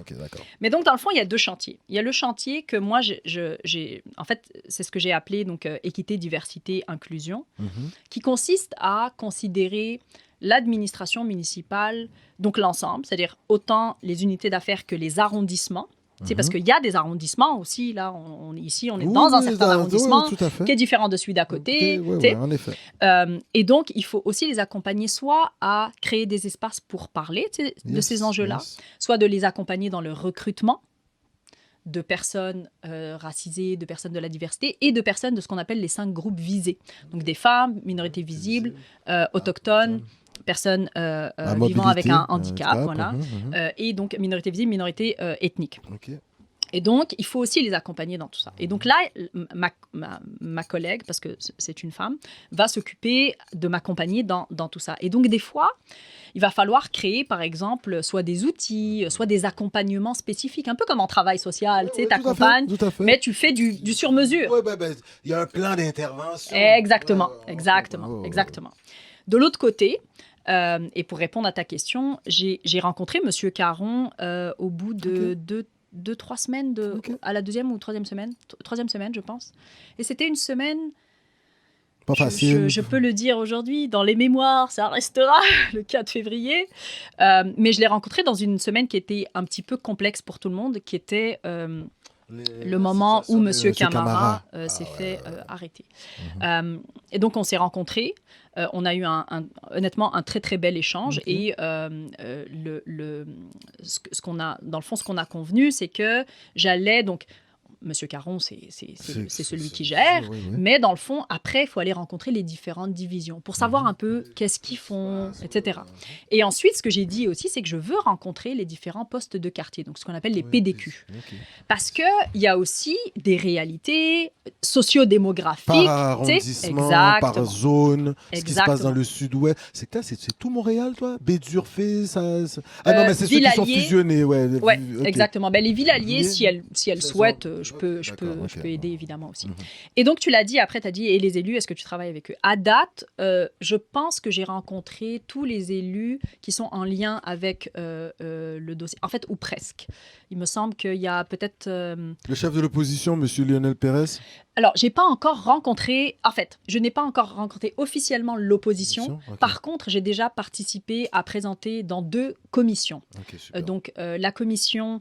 du développement social et la commission de la présidence. Et donc, dans ces commissions, il y a des élus donc du parti au pouvoir et il y a des élus de l'opposition, mais il y a aussi les élus indépendants. Fait que j'ai, par exemple, déjà présenté le mandat. Puis, honnêtement, à chaque fois, ça se passe super bien. À la dernière commission, c'était fascinant parce que tout le monde était comme « Oh mon Dieu, vous êtes passionnante! » Fait que là, j'étais comme « Phew! » Ouais, Et ouais. là, après, Ne m'envoie pas des tomates. puis là, après, dans le fond, Ouais. certains peuvent faire appel à moi pour dire, tu sais, est-ce que ça tente de venir dans mon arrondissement? Discuter de ça, Exact. parler, faire... Accompagner Parce qu'il y a un telle travail unité. d'éducation également. Beaucoup. C'est beaucoup un travail de conversation. Tu sais, des fois, il faut juste démêler ce qui accroche la personne qui est face à toi. Puis pour ça, il faut un truc que la recherche m'a appris. Ça s'appelle l'écoute. Nice. C'est bon. Souvent, tu n'arrives pas, et c'est ce que j'ai dit dès le départ. Je leur ai dit quand j'ai fait mon entrevue pour ce poste. Je ne viens pas avec la vérité. Je veux venir, et si vous m'acceptez, si je viens, c'est pour écouter et accompagner les gens dans la rythmique. Alors après, je le sais aussi, on a commencé avec ça. La rue, elle continue de vivre des tragédies. La madame Mireille, là, elle est vraiment décédée. Tu comprends? Ouais. Fait que moi, Madame Mireille camerounaise. Hein. Une madame camerounaise, une Djoumou. Donc, j'essaye d'avoir... Pas j'essaye. J'essaye surtout de ne pas sombrer dans ma propre sensibilité. Mais c'est que j'essaie de me dire, OK, comment ce qui se vit et que moi je connais, je vois, ce à quoi je suis sensible ou ce qu'on me rapporte, comment moi je le traduis dans une administration? Comment je métabolise? Et j'accompagne en fait mes collègues à métaboliser ce que la rue criait en disant Black Lives Matter ou ce que la rue criait en soutien à Joyce ou à Joyce Echaquan. Oui. Donc, même si moi, je ne suis pas chargée directement seulement des questions autochtones, mais pour moi, on ne peut pas travailler sur le racisme Si on et les travaille discriminations pas sur si on ne les- prend pas pas- ça en compte aussi. compte. En gros, là, c'est ça le mandat, c'est d'accompagner tout le monde, un peu en mode individualisé, que ce soit des arrondissements, des unités d'affaires. J'ai rencontré déjà vraiment beaucoup de personnes et surtout, ce que le directeur général m'a permis de faire en quasiment 3-4 semaines, c'est de présenter devant les gestionnaires. Et donc là, tu as des rencontres où à chaque fois, tu sais, il y a eu 5 rencontres, à chaque fois, tu as entre 300 et 400 personnes dans une rencontre. Wow. Et là, tu présentes le mandat. Puis ce que ça fait, là, c'est que tu as des gens qui sont comme « Ah, elle m'a intriguée. Et je leur dis « Écrivez-moi. Vous comprenez ou pas? Écrivez-moi. C'est pas Super. grave. » Fait qu'ils prennent le truc Ouais, et après, vous allez- on digue, tu sais, comme on creuse, puis on fait des accompagnements, etc. Fait que, honnêtement, l'équipe, c'est beaucoup ça qu'elle va faire. C'est sûr que la reddition de comptes, pour moi, est très importante c'est ça, aussi. l'imputabilité, la raison. Exactement. Voilà, parce que, Exactement. comme tu dis, déjà le fait de nous proposer un bilan après, un bilan de début de mandat, les 100 jours, là, Exact. comme on dit, Exact. ça, je trouve qu'au niveau des coms, parce que un des points névralgiques de ce poste, ça va être comment que votre bureau, Madame la Exact. commissaire, allait véritablement communiquer, propager la bonne nouvelle, les avancements. Exact. Moi, je pense que ça, c'est hyper Exact. important. Vous avez notre Premier ministre, Monsieur Charette, il nous a, Monsieur Legault qui a nommé Monsieur Charette, et on le voyait, tout le monde en parle, mais c'est pas les coups rap comme si, bon, nous pourquoi inviter Monsieur, parce que il est très difficile d'avoir des gens du gouvernement, surtout avec la crise sanitaire, mais comment recevez-vous cette nomination? Moi, je pense qu'il faut l'écouter. Ouais, Tu sais, il faut l'écouter. Mhm. Moi, je suis... tu sais, honnêtement, quand il y a eu la nomination, moi, je me disais, OK, c'est bon, au moins, maintenant, on a un référent, une référence. Tu sais. On n'a pas encore eu du tout l'occasion d'échanger. Ça ne saurait tarder. Mais de toute façon... C'est vous qui allez faire la demande, votre bureau, ou c'est peut-être Québec qui va... Ça, en fait, c'est qu'il y a... Puis ça, il faut aller voir l'organigramme de la ville. Ouais, Il y a un Ouais. bureau qui gère justement les relations gouvernementales. Et donc, moi, en gros, je peux pas écrire comme ça à Monsieur Charette en lui disant « C'est Allô bien de vous recevoir, t'sais. Madame la commissaire. On en apprend, hein? Mais ça C'est s'appelle ça, l'éducation civique. Oui, c'est superbe, ça, j'aime ça. That's good, c'est vraiment bien. Ok, donc vous attendez pour voir est-ce qu'il y a... Voilà, C'est ça se fera va à un moment venir, donné. hein. C'est sûr que ça se fera pas toute seule parce que, tu sais, il y a plusieurs des unités, comme par exemple le service de la diversité, qui est concerné par ces questions-là. Il y a le BINAM, donc sur toutes les questions d'immigration, inclusion des personnes néo-montréalaises. Tu sais, il y a plusieurs bureaux qui sont concernés. Puis, il faut se rappeler, ce qu'il y a dans le rapport justement du groupe d'action contre le racisme, il y a des enjeux de logement. Oui. Il y a des enjeux qui concernent évidemment les interactions entre les policiers et les citoyens. Profilage, Il y a la question aussi de la formation des employés. Et là, des employés des administrations et de la fonction publique québécoise. Et c'est là qu'il va falloir un peu arrimer les choses. Donc moi, une des premières choses que l'équipe va faire quand elle va entrer en poste, ça va être aussi de faire l'exercice de dire, OK, au niveau municipal, ça c'est mes recommandations. Qu'est-ce qui, dans le rapport au niveau province, comment on doit attacher le travail. Puis peut-être aussi, c'est important de mentionner le fait qu'il y a plusieurs villes au Québec et au Canada qui, en fait, ont fait le pas de comprendre l'inclusion. Exactement. La ville de Québec, donc M. Labaume, a engagé une dame, le Québec, à sa Madame Harris. Oui. Irena Harris. On va la rencontrer en allant vers la capitale nationale. Magnifique, pour cet été. super intéressante. Ouais. Ça, et en fait, c'est énorme, ça. Mais oui, c'est Ils malade. ont pas tant parlé. On peut se parler de Madame Manaï, mais pourtant, je pense qu'à Québec aussi, il y a certaines problématiques en la matière. Et le fait que M. Labaume, avec son équipe, ait pensé à... C'est super novateur, c'est super important. C'est bien. Et je pense que ça peut inspirer d'autres villes. Oui. J'ai conversé la dernière fois. Repentigny. Mais je pense que Repentigny essaie de faire des affaires. Je sais que le service de police c'est de Repentigny qui a engagé une agence justement pour les accompagner, Super. impact social, etc. Fait que, honnêtement, je pense qu'en ce moment, l'ensemble des administrations et des institutions, un des trucs aussi que je voulais dire, c'est que les universités se sont mises aussi à réfléchir la question de l'équité et de la diversité.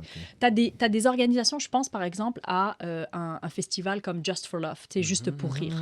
Juste pour rire a engagé à quand même une personne qui fait de la recherche à l'interne sur les enjeux de... Parce que tu sais, il y a eu toutes les questions des blagues. En fait, c'est pas juste les blagues, là, parce que c'était aussi des enjeux de harcèlement sexuel, etc. Voilà, entre autres. Mais donc, dans le fond, sur la question de la présence des femmes, mais d'y inclure aussi toute la question des personnes de la diversité. Fait en fait, il y a énormément de... Radio-Canada a quand même embauché Dorothy Alexandre pour faire ce travail-là. Exact. Il y a Madame Laguerre, qu'on reçoit bientôt. Ouais. C'est une primeur quand on a notre podcast. Il n'y a pas de monde qui le savent, ça. Bon. Donc il y a beaucoup d'organisations et de structures, d'universités qui ont fait le pas. Et donc, moi, je crois que c'est ça qu'il faut reconnaître, en fait, comme mouvement. C'est-à-dire que nous prenons notre responsabilité sociale comme administration, nous prenons notre responsabilité sociale comme ville, mais il y en a tant d'autres qui le font. Puis c'est ça qu'il faut regarder. Ensemble, on ne change pas s'il n'y a pas de mouvement. Ça ne marche pas. Dernier point, l'histoire Camara. Moi, je veux vous entendre, Madame la Commissaire, là-dessus. Québec, alors la vice-première ministre, Madame Guilbeault, d'accord, elle va retenir les services, je pense qu'elle est à la sécurité publique également. Non, oui, exactement. Elle va retenir les services du juge Dionne pour un peu regarder ce qui s'est passé dans l'affaire Camara, si on peut le dire comme ça. Mais il a peur que ce rapport ne sera pas nécessairement rendu public, mais dans son entièreté. Ouais. Est-ce que notre commissaire à Montréal va tenter de faire aller le bureau là, des demandes intergouvernementales de parler avec la mairesse, les élus, pour que ça penche un peu dans la balance, pour qu'on ait quel est le but de cacher ces trucs? À moins que ça mette vraiment certaines personnes, je sais pas, en danger, des trucs, là, tu vois, mais autrement, au gouvernement, vous rendez le truc public et puis que tout le monde a épluché, là où il y aura eu faute, on corrige pour que ça ne se repasse. Il me semble que on aime tous notre Québec, là, on n'est pas là pour venir détruire des instituts, quoi que ce soit. Donc moi, j'aimerais vous entendre là-dessus. Est-ce que vous aimeriez que ce rapport soit rendu public dans sa version complète? Chose que je pense que le gouvernement peut-être laisse une certaine porte entrouverte. Donc moi, j'aimerais peut-être vous entendre là-dessus en terminant. Je vais répondre par une citation. La personne se reconnaîtra. 4. Quand on veut, on peut. Et quand on peut, on doit. Ah, OK. Donc, c'est certain que, tu sais, puis je sais qu'il y a des gens qui se disent aussi, ah, pourquoi elle parle pas sur ces questions-là, pourquoi elle parle sur ces questions-là. Tu sais, je le sais bien qu'il y a encore beaucoup de, tu sais, peut-être des incompréhensions sur, tu sais, à quel moment tu sais, je parle ou pas. Euh, sur cet enjeu-là, moi, ce qui est certain, c'est que le bureau offrira toujours ses compétences et sa capacité à amener un certain regard, un certain vécu, une certaine complexité sur les enjeux, que ce soit profilage racial, social, discrimination, racisme. Fait que, tu sais, je ne peux pas entrer dans les détails en réalité, mais c'est certain que je ne... Si on je ne veut, peux on pas... peut. Si on peut, on On doit. doit. Moi, ouais, Tu sais, donc je ne suis pas en train de répondre à ta c'est question, sûr. je le Mais c'est sais, correct. mais Parce que regardez, vous avez un poste si névralgique. Il y a des fois, vaut mieux prendre le temps de sortir un truc bien ficelé, tout à fait. bien. Et puis là, maintenant, ouais, ça fait, hein, ça témoigne un peu de notre pensée, mais de manière fidèle. Moi, je Et pense. Hein. puis parfois, je pense aussi, c'est-à-dire que si j'avais voulu continuer à organiser des manifs et puis tu sais, à crier puis à contester, je l'aurais fait. Tu sais, je ne serais pas ici. Ouais, voilà. Donc c'est certain que d'être commissaire dans une administration publique, ça m'oblige à travailler aussi les choses autrement.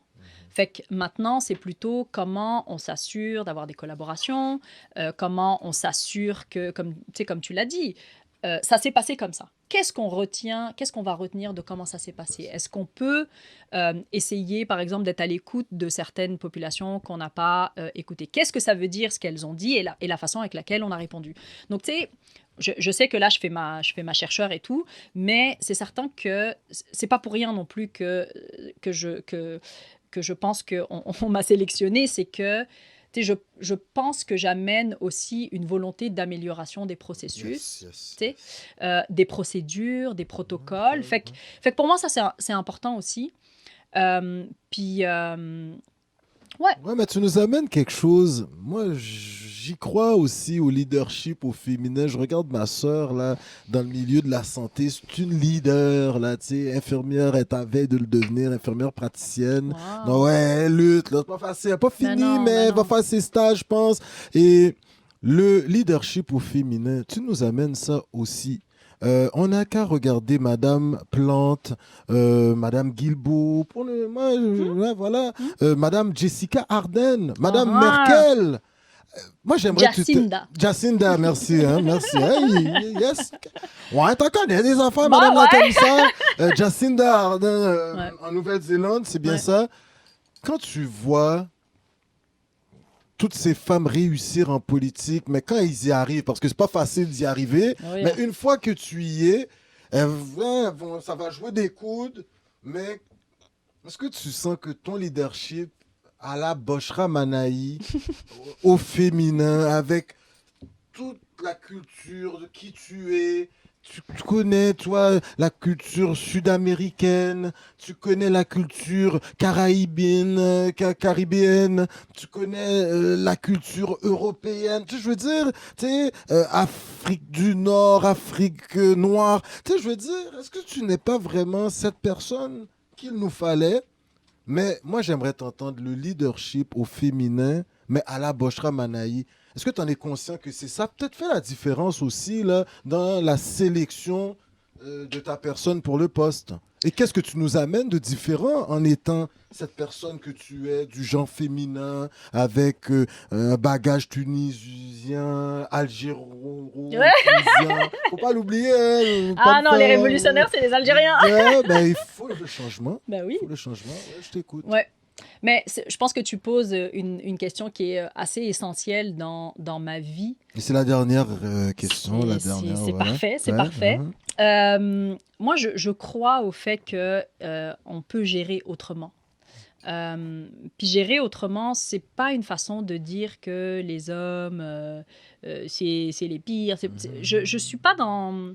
T'es pas là-dedans, là. C'est même dans mon féminisme, je suis pas dans un féminisme qui ne Qui laisse pas rejette de... de Ouais, place. Ouais. exactement. Et surtout, notamment, mon antiracisme, et je pense que c'est important aussi de le, tu sais, de le mentionner. Pour moi, si je ne pense pas du point de vue de la lutte aux discriminations et au racisme, l'émancipation autant des femmes racisées que des hommes racisés, bah, tu sais, Ouais, t'es il y a quelque chose qui biaisé, marche ouais, pas, c'est là, ça, tu ouais, vois. c'est ça. Donc pour moi, ça, c'est quelque chose qui habite beaucoup mon esprit, ma tête, etc. Euh, et je pense que ce que j'essaye d'amener, c'est une forme de sensibilité, puis une forme tu sais, d'humilité peut-être face à comment on amène les choses. Tu me verras, tu sais, probablement, rarement, jamais, tu sais, j'espère que je me contredirai jamais dans la vie, mais tu sais, tu me verras pas aller cracher sur quelqu'un, ou tu sais, comme... Ouais. euh, Même quand la personne t'a peut-être attaqué, c'est ça, mais c'est pour ça que je dis t'as un côté philosophique, t'as un sens très philosophe.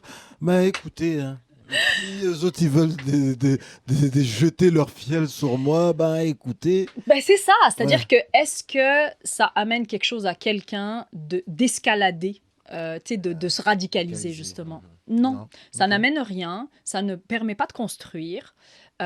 Puis moi, je préfère plutôt prendre l'opportunité de dire, OK, qu'est-ce qu'on apprend de ça? Et c'est là où, tu sais, oui, honnêtement, je pense que je suis une femme beaucoup trop... tu sais, t'as dit femme d'action tout à l'heure, je suis un peu... c'est vrai que je suis un peu trop... D'action. un peu hyper, tu sais. Est-ce que t'es la batterie énergiseur? Oui, je pense. Ouais, Fait que, bah, c'est tu bon sais, ça. il y a ce côté-là très, tu sais, en mode il faut agir, praticienne, etc. Mhm. Euh, mais, euh, mais pour moi, il y a toujours, tu sais, l'action et la réflexion, tu sais, ça doit être une circulation. Super. C'est-à-dire que si tu agis sans Je réfléchir, tire. mon frère, qu'est-ce que tu as appris? Et Ou si ma tu sœur, qu'est-ce que tu as... réfléchis, et Mais ça tu réfléchis j'arrive, trop et et que tu tu n'agis n'agis pas, pas, ah, ben, on peut dormir puis tu c'est sais, relou, attendre le c'est mort. changement, tu Ouais, comprends? ouais. Donc, tu sais, donc pour moi, il y a d'abord cette dialectique-là entre les deux, Mhm. mais surtout, j'avance en étant entourée. Yes. Je ne crois pas au leadership individuel. Je ne crois pas. Tu sais, oui, les gens peuvent avoir du charisme, une trajectoire intéressante, gna, gna, gna, Oh, mais je ne crois pas je ne crois pas au succès, j'ai envie de dire. Je crois à la réussite les collective. collectifs. Puis pour moi, si on n'est pas, tu sais, si on n'est pas plusieurs à s'émanciper, ben, je vois pas l'intérêt de faire un truc où on est en indiv. Je suis pas, je suis pas une fille de solo en fait, tu comprends? Super. Ben ouais, mais je pense que de la culture que tu viens, écoute, je pense que vous avez un héritage carthaginois, se peut-il? Alors, vous êtes des Méditerranéens. Le fait de ne pas collaborer, le fait d'être tout seul dans son coin, d'essayer de... Je pense que c'est pas de chez vous, ça, tu sais. Non. On travaille ensemble, tricoté serré, et tu viens apporter ça au Québec, à Montréal. Boshra Manaï, les jeunes filles, les jeunes garçons, les jeunes trans, les jeunes non-binaires. Écoutez, aujourd'hui, hein, Hmm? les Montréalais, Montréalaises, pour faire plus simple, et je pense que les autres Québécois sont en train de zioter l'entrevue parce que, aïe, aïe, il est à Coconut Podcast. Alors, ils t'écoutent, Yel t'écoute.